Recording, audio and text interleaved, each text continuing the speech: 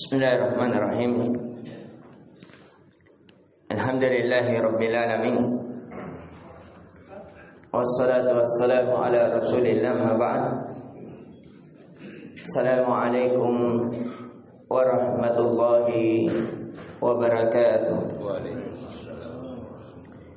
Tidak ada kalimat yang lebih layak membasahi lisan kita, yang dibenarkan oleh hati dan pikiran kita di subuh kali ini kecuali kalimat syukur kepada Allah. Alhamdulillahilladzi ahyana ba'dama amatana wa ilaihin nusyur. Kita memuji dan menyanjung, mengagungkan Allah Subhanahu wa taala yang telah menghidupkan kita setelah mematikan kita. Kita memuji Allah yang telah memberikan nikmat iman kepada kita di tengah banyaknya kekufuran. Kita memuji dan mengagungkan Allah Subhanahu wa taala yang telah memilih kita sebagai makhluk yang terbaik yang dinamakan manusia. Kita memuji dan mengagungkan Allah Subhanahu wa taala yang telah memilih kita berada dalam umat yang terbaik, yaitu umat Islam. Sebagaimana yang di pertemuan sebelumnya telah kita kabarkan bahwasanya kajian kitab ini adalah kitab yang kita karang sendiri, yang dimana sebagaimana kita seorang muslim, kita dituntut dalam kehidupan kita bukan hanya hidup, akan tetapi bagaimana di dalam kehidupan kita itu menjadi kehidupan yang terbaik. Karena kata Allah Azza wa Jalla di dalam surah Al-Mulk, alladzi khalaqal mauta wal hayata liyabluwakum ayyukum ahsanu amala. Dialah Allah yang telah menciptakan kematian, yang telah menciptakan kehidupan agar menguji kalian, siapa di antara kalian yang terbaik. Jadi kita sekarang memiliki tugas dalam kehidupan ini menjadi terbaik kepada Allah, terbaik dalam bidang akidah, terbaik dalam keyakinan kepada Allah, cinta kepada Allah, rindu kepada Allah, yang senantiasa pikirannya akan akhirat, yang terbaik jalannya mendekatkan diri kepada Allah, yang senantiasa terbaik dalam meyakini nama-nama Allah dan sifat-sifatnya yang terbaik. Sebagaimana yang dikabarkan di rakaat pertama tadi, bahwasanya di antara nama-nama Allah, Dia memiliki nama-nama yang terbaik. Dan di antara konsekuensi memahami nama-nama dan sifat Allah adalah seseorang bernama dengan namanya, atau minimal disandarkan nama itu kepadanya, dan seseorang bersifat dengan sifat-sifatnya yang sempurna. Dan di pertemuan kali ini insyaallah ta'ala akan kita kajikan 50 karakter, 50 hal yang dimana hal itu menjadi terbaik yang dituntunkan oleh Al-Quran dan sunnah Nabi Sallallahu Alaihi Wasallam.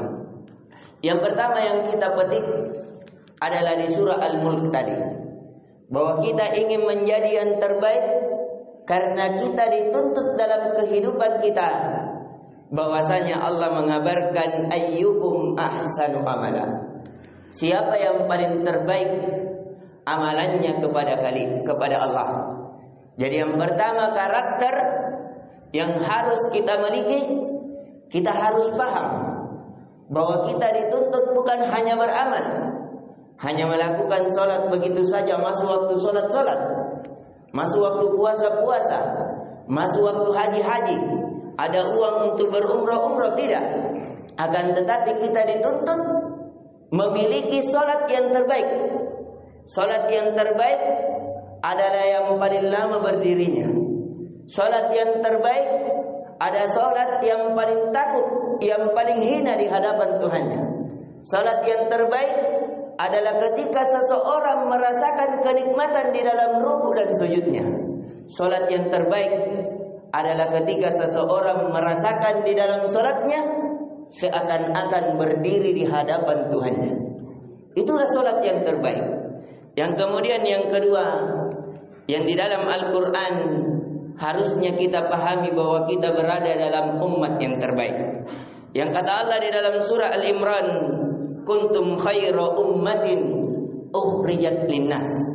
Kalian adalah umat yang terbaik yang dikeluarkan oleh Allah dari manusia. Jadi kita adalah umat yang terbaik. Apa karakternya? Apa sifatnya? Ta'muruna bil ma'rufi wa tanhauna 'anil munkari. Karena kalian memerintahkan kepada yang ma'ruf dan melarang kepada kemungkaran. Jadi menjadi umat yang terbaik adalah yang senantiasa memerintahkan kepada yang ma'ruf dan melarang kepada yang mungkar. Dan ini bukan hanya tugas para ustaz, bukan hanya tugas para masyayikh, bukan hanya tugas dari dai-dai, tapi melarang dari keburukan dan memerintahkan kepada kebaikan adalah tugas kita semua. Minimal kita melarang diri kita dan memerintahkan semangat dalam jiwa kita senantiasa dalam kebaikan. Setiap orang berbeda-beda kadarnya dalam memerintahkan kebaikan dan melarang dari keburukan sesuai dengan kadar ilmu dan pengetahuan yang Allah tuntut di dalam jiwanya. Kemudian yang ketiga, bahwasanya Allah memiliki nama-nama yang baik. Maka kita dituntut memiliki sifat, memiliki nama-nama yang terbaik. Dan nama yang terbaik dijelaskan dalam hadis bahwa nama yang terbaik adalah Abdullah, yang menunjukkan dia adalah hamba Allah. Di dalam riwayat lain, nama yang terbaik adalah Abdurrahman. Maka bagi siapa yang memiliki anak atau cucu, kalau ingin nama yang terbaik yang dikatakan oleh Nabi Sallallahu Alaihi Wasallam adalah Abdullah. Kalau seorang wanita, maka namanya Amatullah. Amatullah maknanya sama dengan Abdullah. Amatullah kalau perempuan, dan maknanya sama dengan Abdullah. Yang terakhir, karena kita menginginkan surga yang terbaik. Surga yang terbaik adalah surga Firdaus. Dia adalah surga yang tertinggi. Yang kata Nabi Sallallahu Alaihi Wasallam, fa idza sa'altum fas'alil jannatil firdaus. Maka ketika kalian meminta kepada surga Allah, jangan pelan-pelan, jangan kecil-kecil, langsung minta surga yang tertinggi, surga yang terbaik, yaitulah surga Firdaus. Karena dia adalah surganya para nabi. Dan ada satu sifat yang bisa kita masuki sehingga kita bisa berada dalam surga Firdaus, yaitu kita mencintai Allah dan Rasulnya. Karena pernah Ibnu Abbas menangis di hadapan Rasulullah Sallallahu Alaihi Wasallam. Rasulullah Sallallahu Alaihi Wasallam mengabarkan, kenapa kamu menangis? Kata Ibnu Abbas, saya menangis, saya takut kalau kamu yang meninggal ya Rasulullah, saya juga meninggal, kamu masuk ke dalam surga yang tertinggi, sedangkan kami tidak bisa lagi berjumpa denganmu. Maka Nabi Sallallahu Alaihi Wasallam mengatakan, al-mar'u ma'aman ahabba. Seseorang akan bersama dengan siapa yang dia cintai. Kata Ibnu Abbas, tidak ada kalimat yang lebih saya berbahagia setelah saya ditakdirkan masuk ke dalam Islam kecuali kalimat ini. Seseorang akan bersama dengan siapa yang dia cintai. Amalan kita tidak bisa bersama dengan amalannya Nabi. Nabi sholat malamnya sampai bengkak-bengkak kakinya. Diriwayatkan satu rakaatnya sekitar 7-8 juz. Kita tidak bisa bersama dengan Nabi. Rasa takutnya, rasa cintanya, rasa harapnya, rindunya kepada Allah, ruku dan sujudnya tidak mungkin bisa, pengorbanannya. Tapi ada satu sifat yang kita bisa bersama para Nabi, yaitu kita mencintai mereka dengan cinta yang tulus.